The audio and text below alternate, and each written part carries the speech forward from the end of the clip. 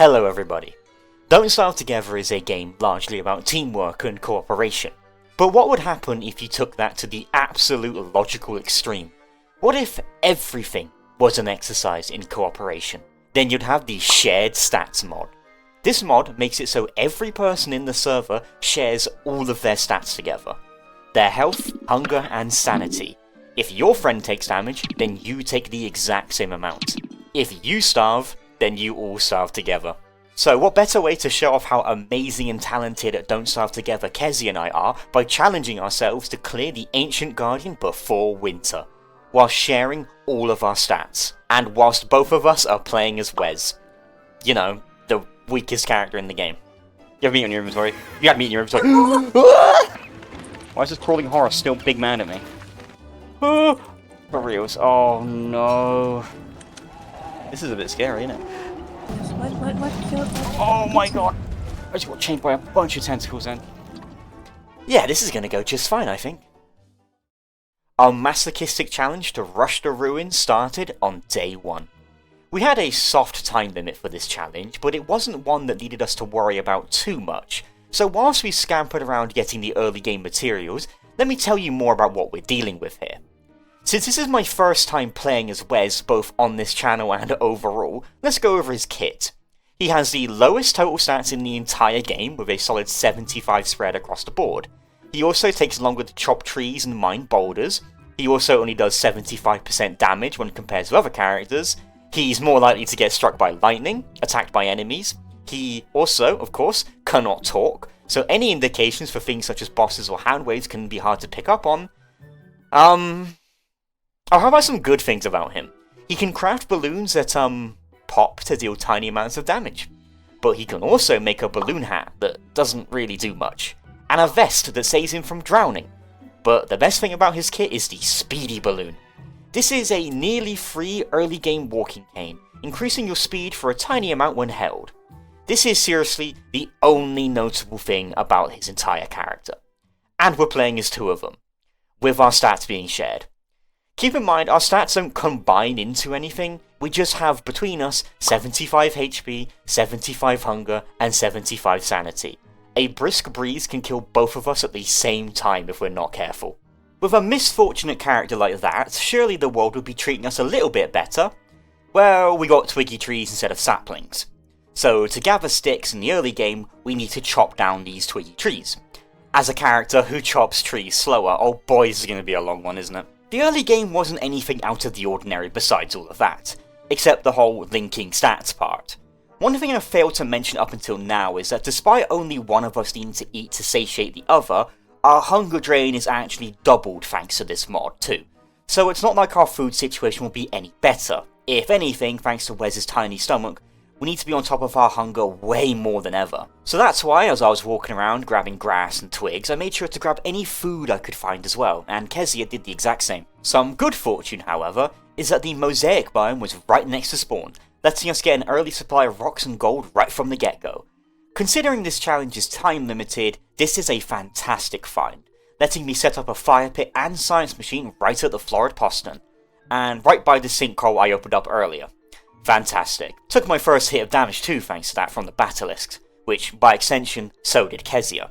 But they were just out gathering materials, and with the butterfly wings we had, we patched up those wounds with no problem whatsoever. I made myself a backpack and spear right before day 2 made itself known.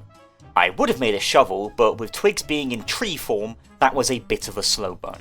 I still got one bright and early however. At least we won't have 2 little logs thanks to these twiggy trees, I guess. Didn't stop me from doing nothing but complain about them during the entire time whilst we were playing. God, I absolutely hate that we've got twiggy trees though. Like, I'm not gonna lie. As always, however, no matter the challenge, the early days are always the same. Gathering resources.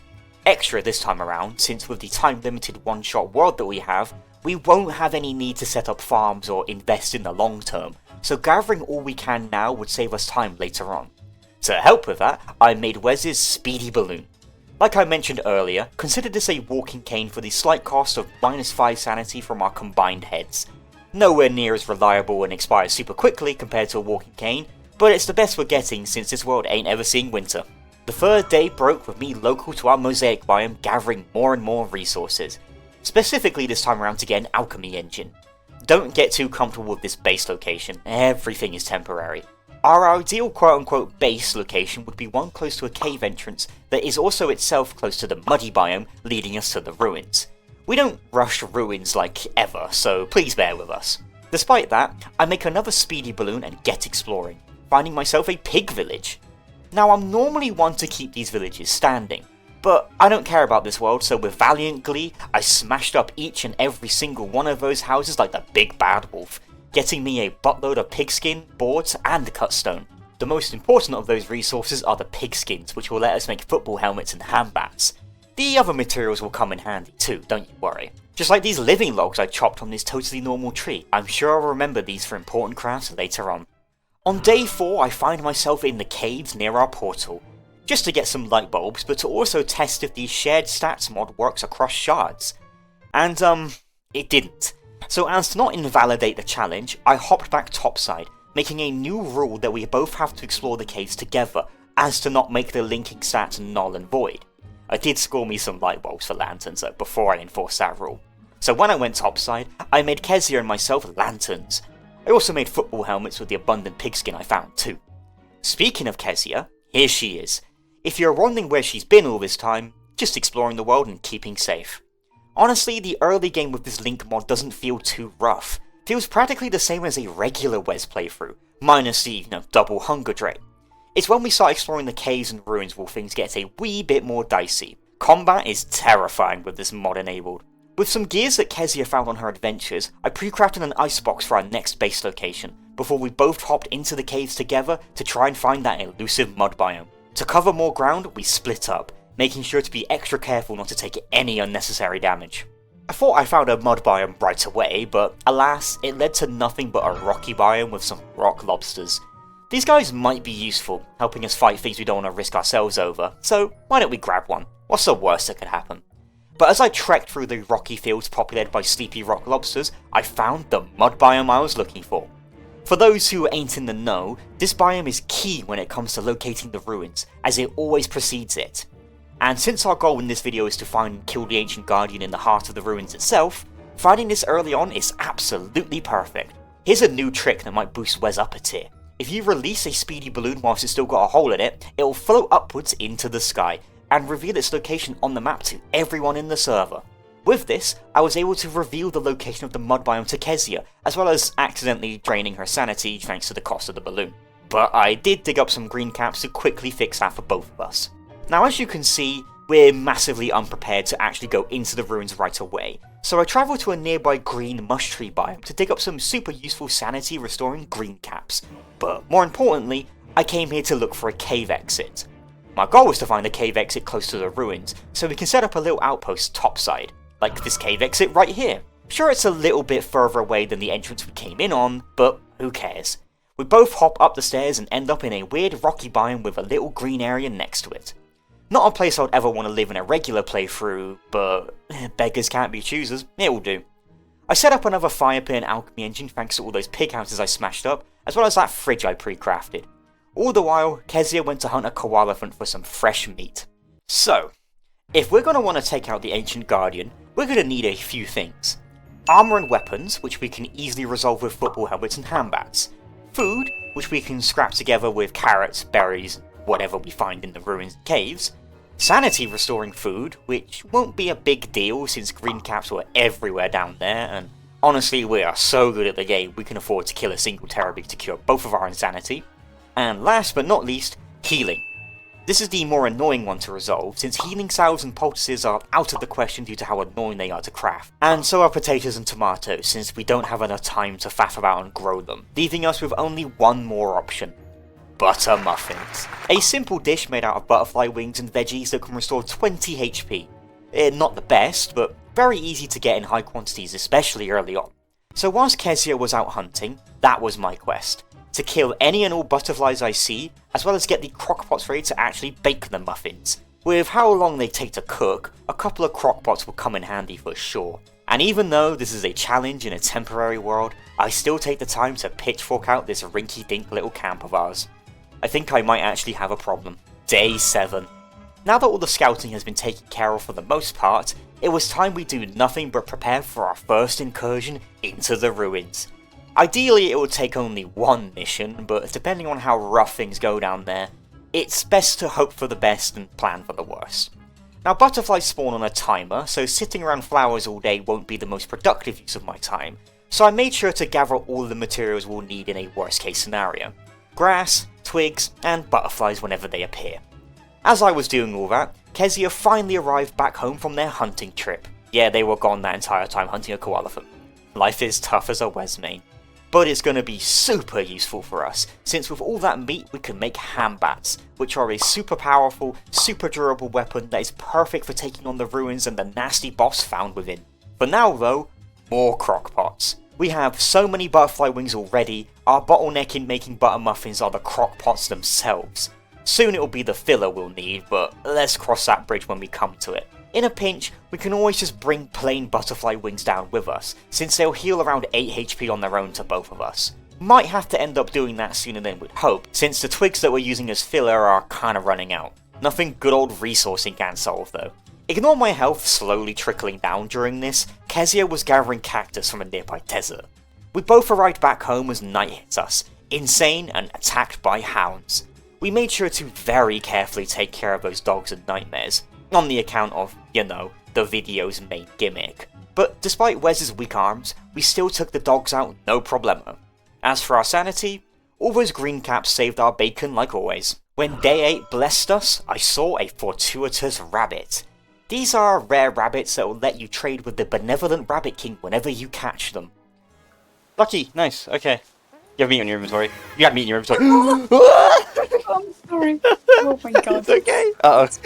This isn't good. Okay, hello. Jesus Christ. Unless you have meat in your inventory. Then you have the wrathful Rabbit King to deal with. This mini-boss is a huge pain in the behind, and honestly not something we were both confident we could fight right away. So we ran as fast as our little mime legs could carry us. This rabbit is relentless and usually won't stop chasing you, but one way of getting rid of him is to go into the caves. So after we both broke this tallbird's ankles, we both managed to escape into the caves. That could have gone so much worse. Whilst we were down here, we made sure to gather more resources since, honestly, the area where I made the base is pretty sparse. I puffed up my chest and headed back to the surface, almost prepared to deal with a tallbird pecking my eyes out as I loaded in, but thankfully I was able to steer clear far from all of them, and even see the evil bunny men despawn before my very eyes. Pro tip for all of you at home if you ever want to escape the evil Rabbit King, hop into a cave. We spent the night of day 8 doing nothing but cooking butter muffins, so that when day 9 landed, we'd be that little bit closer to actually starting this slow ruins rush we planned. These butter muffins do kinda spoil fast, so if we take too long to prepare, eventually we'll hit like an event horizon where all of the prep we did will become moot. So with hand bats in hand and extra football helmets in my backpack, Kesia and I set off to explore the mud biome and eventually find the ruins. Or well, the little muddy biome before the ruins, populated with evil annoying monkeys and depths worms. Thanks to us arriving at the ruins before the nightmare cycle even started, it was honestly a safe case of running past everything before they got evil and hope that they were preoccupied fighting each other. If we visited this place during the nightmare cycle, the story would be completely different. But we made it. We touched ground in the ruins. This was honestly the easiest ruin that I've ever entered. Feels kinda odd in all honesty. But that didn't stop us from taking out clockworks and mining statues for fuel site. Just gotta be extra careful of our HP, since our effective HP pools are halved thanks to our shared stats. As for the fuel site, if we get lucky, we'll be able to make some fuel site gear before we fight the Ancient Guardian, and we can use all the help we can find in this place. We slowly pattered around the ruins, taking out any clockworks on their own, making sure to map out as much of the place as we could.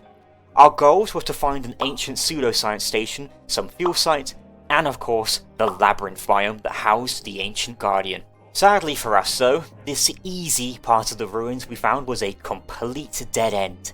So we gotta go back into Monkey Worm Slurper Zone to find another set of ruins. But again, since the nightmare cycle hasn't started yet, it was honestly perfectly fine. All things considered, our stats were also perfectly fine. Outside of combat, the linked stats are quite easy to deal with. All you gotta do is prepare a little bit extra and be double attentive with your numbers. no being reckless with this mod enabled. I say that as we're doing the most reckless thing possible with the mod enabled. Eventually, we found another way into some other ruins, and these ones seemed way more promising than the last ones we found. But way more dangerous too, since the nightmare cycle has started revving up. We made extra care to avoid any unnecessary clockwork battles we could, hugging the edges whenever possible. We did get lucky, and we found a pseudoscience station, however. Sadly, it was broken, but with all the fuel site we found in the mini ruins earlier and the statues nearby, we were able to repair it, giving us a way to make fuel site gear, which for us meant the super useful fuel site crown. But since we used all the fuel site repairing the station, we had to get more, and we also needed to get some nightmare fuel. But as we were mining statues, the nightmare cycle went into full speed, and nearby clockworks got enraged by our nonsense. We absolutely do not want to be this deep in the ruins with all this going on, so we retreated into a nearby mud biome, thankfully only sparsely populated by horrors and monkeys. As we dashed around, I noticed Kesia was getting dinged up by some horrors, so I ate a bunch of butterflies to get her and my health back up to scuff. This entire ordeal was a nightmare, no pun intended, to deal with, but as we're both supreme ultra gamers, with handbats in hand, we took out all of the horrors that showed up. Until this guy showed up, the Lurking Nightmare. This is a newer nightmare monster that they added. Super tricky to deal with, but stay on your A game and you can dodge them perfectly fine. Just don't get distracted. Honestly, things could have been going way better, since we ran out of sanity restoring food. But thankfully, a single terror beak is enough to bring both of our sanities out of the red, all due to the shared stats, one of the rare benefits of the mod. With the power of sheer determination and will, I was able to take out the Lurking Nightmare, these things are so tough to deal with by the way, and get ourselves a bunch of nightmare fuel, but more importantly, respite. And good timing too, since the nightmare cycle started to end. But if things couldn't be getting any better, we actually ran out of twigs at this point, since, you know, the evil twiggy trees on the surface that stopped us from getting twigs. But I learned something new today. If you chop down a banana tree, it will give you twigs. An absolutely worst case scenario due to how elusive and non-renewable these trees are. But it was super needed. Twigs are so invaluable in this game. Now that the ruin cycle had died down, it was time to gather materials and make some more fuel site equipment. Sadly for us though, this meant dealing with more clockworks. But nothing good old teamwork can't handle, letting us mine these statues in peace, getting us the yummy, valuable fuel site inside. With all of that fuel site, I was able to make a healthy 3 crowns. Not the worst, but not the best either. I would have loved to make fuel site clubs, but a certain somebody dropped the living logs topside, Ashley. But now that we have access to fuel site gear, the last step on our slow rush was to find the labyrinth entrance itself. And we had no idea where it could be. But then Kesia had the amazing idea of us making the fuel site medallion to show us where the ancient guardian is. We could make the Tulaside amulet and find it. Does it point you to it, does it? No, it shows you where the ancient key is, where ancient guardians. Dude, you're totally right, it does. Oh my god, it's miles away. No way. It's actually the opposite side of the map. Are you kidding me? Well, it's a bit of a trip away to put it lightly. We still had plenty more days until the end of autumn, so we decided to play our cards safe and make a tactical retreat for now. Our sanity was low, our muffins nearly spoiled, and our handbats were less than optimal. Now that we know where the big guy was located, we could head home and prepare for one last mighty push before the season ends. So we did just that, running from evil monkeys and dwindling sanity, eventually landing us back topside on day 13. Whew, what a trip that was. But our adventure is far from over. It's time we prepare once more, like we did all those days ago. Nothing all too exciting happened, just killing butterflies, gathering grass and twigs, even fighting the odd koalaphant for fresh handbats too. All important stuff for what we needed to do. I even remembered to grab those living logs this time around too, since in case we swang by an ancient pseudoscience station so we could make some fuel site clubs. But our main damaging drivers will still be the handbats, just in case. So, with our inventory filled with healing items for both mind and body once more, we set down into the ruins, hopefully, one last time. And with how many twigs I brought with me, that might be true in more ways than one. No matter, onto the labyrinth we go. On the way there, I came across an old friend, who was looking much bigger now. I tamed him again because, who knows, maybe it will come in handy at clearing out some more of the ruins with us. Or maybe these evil shadow monkeys. Yeah! When day 15 hit, we were on the cusp of a depths worm attack. These are slightly more scary than hound attacks, but with our 5-ton calcified lobster, we handled it perfectly fine. To be fair, it was mostly Kesia and I that did the work, but he still offered moral support. Thank you, Rocky. With that out of the way, we explored towards where the medallion was leading us, which took us, as expected, to the labyrinth biome. It was almost time to wrap up this challenge once and for all. With slow steps and careful routing, we eventually found the heart of the ruins himself, the Ancient Guardian. We donned our fuel site crowns and got to work fighting this big bad lug. He was a simple boss to fight. Bait him into charging into the pillars and debris, and wail on him when he gets stunned. The further he runs during a charge, the longer he'll be stunned, so make sure to be attentive of where he is and where you're standing. The fight was going super well during the first phase. We carefully took our time, healed between any damage we cumulatively took with butterflies and foliage. We even got backup from an old friend as the boss reached its second phase. This phase isn't too different from the first. Just keep baiting into the charges, but watch out for the tentacles that it bleeds out and its big stomp attack. Thankfully, our rock lobster buddy kept the boss's attention for a short while, letting us recuperate from the first phase as the arena was plunged into darkness. But eventually, the boss's attention was dragged away from the lobster as his loyalty expired, leaving us to fight the Guardian one-on-one. Or, well, 2-on-1. With the nightmare cycle at full whack, having to deal with nightmares and clockworks, and our healing items running dangerously low, the fight was starting to look a little bit scary. What killed that? Oh my god! I just got chained by a bunch of tentacles then. I took a nasty bunch of hits against these tentacles, breaking my crown. His health was low, but so was ours. It was him or us at this point. But, with the power of Wes-fueled teamwork, Just wail on him. We can do this. Just push through. Just push through. Whoa! Careful this time. we failed him. Victory against the Ancient Guardian. And with the state of our stats and supplies, we cut it dangerously close. But we still did it. An incredibly slow ruins rush with double Weses and their linked stats. With 4 days to spare too. What a great challenge this was. It was really fun stepping out of our comfort zone in this video. The mod itself offers such an interesting change on the standard gameplay, cranking up the difficulty and cooperation so much higher than the game already requires. I'll link the mod in the description down below if you guys want to give it a go, but I highly recommend it if you have a friend or two. But for now, as Kesia and I return to the soil, I want to thank each and every one of you for watching. Thank you so much, it means the world to both of us. If you'd like to see more silly challenges like this, then drop a comment down below. But for now, we'll see you next time. Have a lovely day everybody. Bye bye.